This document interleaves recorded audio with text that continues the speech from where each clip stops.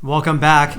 Pending home sales of existing houses fell 2.7% in May from April. That's actually a steeper drop than the 0.3% decrease that was expected, and also much worse than historical averages going back to 2010.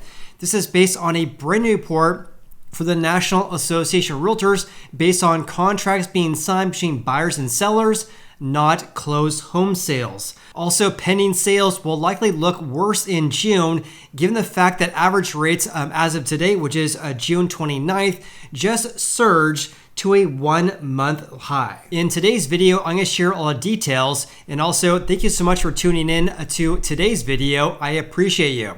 So with that said, let's go ahead and dive right in. Here's the actual report for the National Association of Realtors just posted today, June 29th.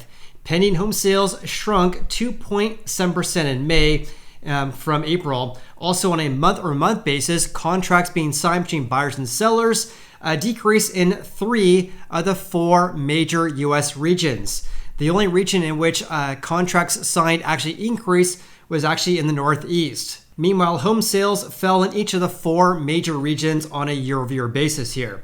So instead of sharing the actual press release here is a table showing their index, which is their pending home sale index. Of course, a measure of contracts being signed between buyers and sellers of existing houses. And by the way, this figure here, or this index, is seasonally adjusted and also annualized as well. So for the month of May, the index was 76.5. Actually, the smallest measure going back to December last year, when the index was 76.3. Also at 76.5, this is getting very, very close to all-time record lows, excluding April 2020 when we had COVID lockdowns. But the all-time record low, excluding April 2020, was back in November when the index was 75.5. But at 76.5, this is a decrease of 2.7% from April, and we're down 22.2% year over year. Now, having said that, look at the changes in each of these regions as well. Here's the Northeast, the Midwest, the South, and the West. Each of these regions fell by more than 9.5% from 12 months ago. In fact, the biggest decrease was actually in the West, falling nearly 27%, whereas the South only decreased by 19.6%. Also, on a month-over-month basis, each of these regions fell by more than 4%, except for the Northeast, which actually increased by 12.9%.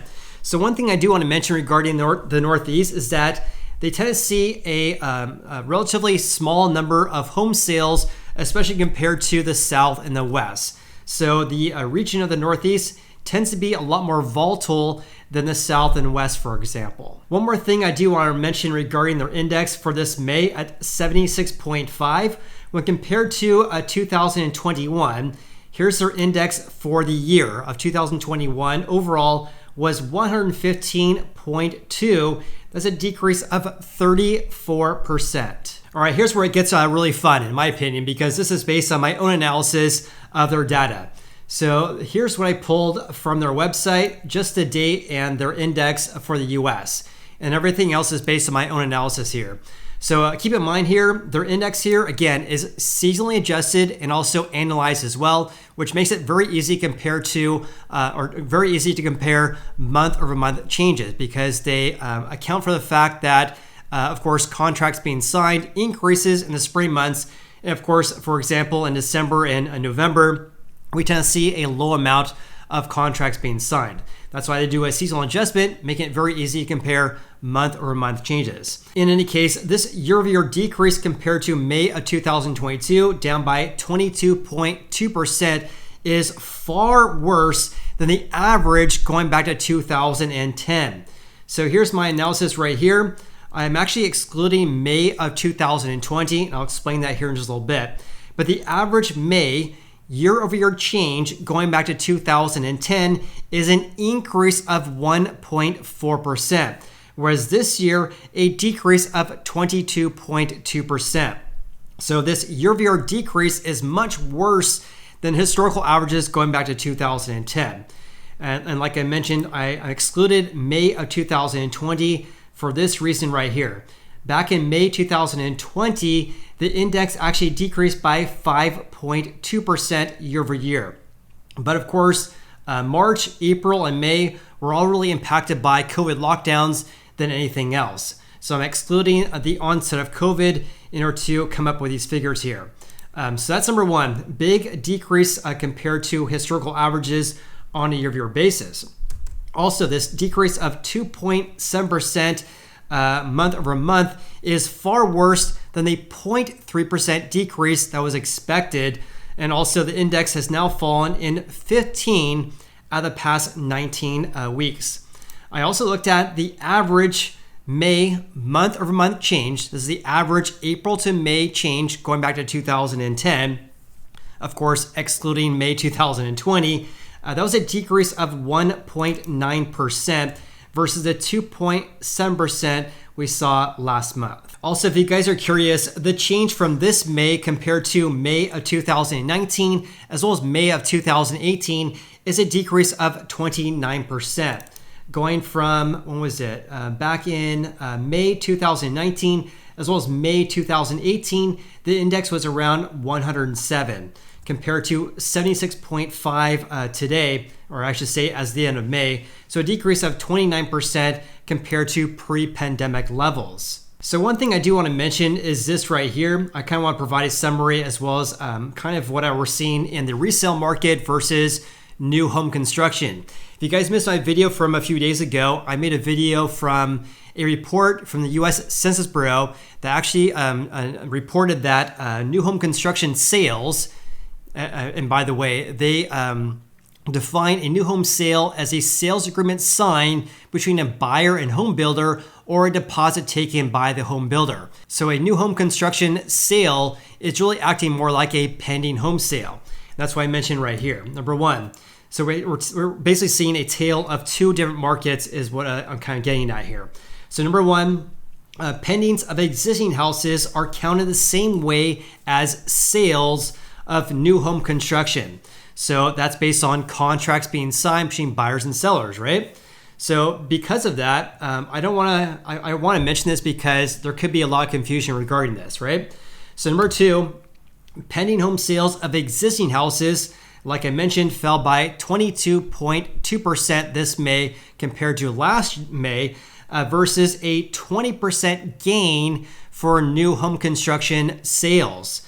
That was based on my report I made just the other day, which is right here, an increase of 20.0% in the number of new home sales nationwide. Also a giant increase of 12.2% month over month. Drastically different than the change we're seeing regarding the resale market here or existing houses. So again, a 22% decrease of existing houses for pending home sales versus a 20% gain for new home sales. So right now we have two entirely different markets. We have the resale market as well as new home construction. For the resale market, we have a low amount of home sales and of course, historically low inventory levels. Compare that to new home construction, we have sales actually increasing and of course a high amount of homes for sale as well. In my personal opinion, we're seeing a rise of new home sales due to three main reasons. Builders lowering their prices, offering buy downs for buyers, buy downs of their rates, and also because we have an anemic supply of existing houses for sale. Okay, so I want to provide a summary of this report from the National Association of Realtors, and I'm going to talk about some more forward-looking indicators of home buying demand based on some more reports as well in today's video. So number one, the change in the pending home sale index, which of course is a measure of contracts being signed of existing houses, year over year this May was much worse than historical averages going back to 2010, and of course worse than the month over month changes as well. Number two, at 76.5, that's very, very close to all-time record lows that was set back in last November, excluding April of 2020. This could decrease further in June, given the fact that rates have been increasing in June compared to May. Also, we'll likely see subdued closed home sales in the next 1 to 2 months, given the fact that pending home sales have now decreased on a month-over-month basis for 3 consecutive months. Okay, let's talk about average rates today, which is June 29th. Average rates surged today to 7.04% for an average 30-year fix for people with great credit, according to the Mortgage News Daily. That's a giant increase of 13 basis points compared to yesterday. And also Jumbo is at 6.9%. FHA and VA is around 6.9 to 6.97%. For a 30-year fix, 1 year ago, the rate was 5.90. That's an increase of 1.14 percentage points compared to 12 months ago.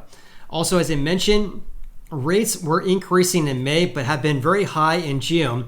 So for example, to start in May, on May 1st, average rates were at 6.73%. They did decrease to 6.45% as of the 4th of May, but ended the month at around 6.95%. Whereas in June, rates have been hovering around 6.9 to 7% virtually all month. And also, as I mentioned, today's rates at 7.04% is the highest rates we've seen going back to May 26. Also, there's a few more things I do want to touch on regarding forward-looking indicators of our U.S. housing market. And one of them is right here. This is according to Redfin, just announced today on June 29th. They reported that pending home sales were down 14.5% year over year for the 4 weeks ended June 25th this year.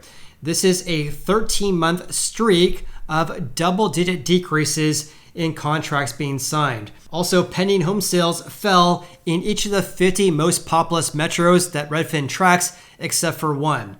They actually decreased the most in Cleveland, Ohio, falling nearly 25%, also falling by nearly 25% in New York.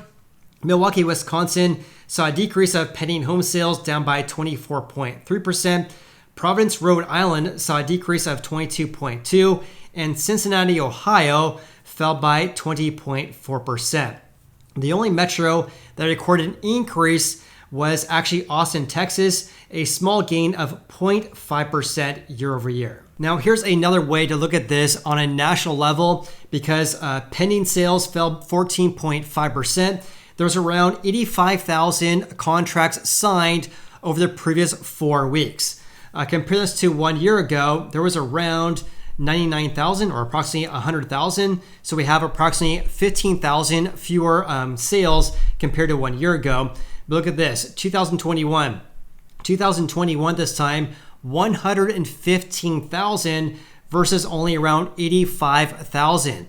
So we're missing approximately 30,000 pending sales compared to same time frame in 2021. And with that said, please check out that link below if you guys want a real estate agent referral, or go to homeandmoney.com/Jason to get started today. But please leave a comment below what's your biggest takeaways. Also, I appreciate you guys watching today's video, and of course, for supporting my YouTube channel as well. Hope you guys have an awesome day and look forward to seeing you on the next video.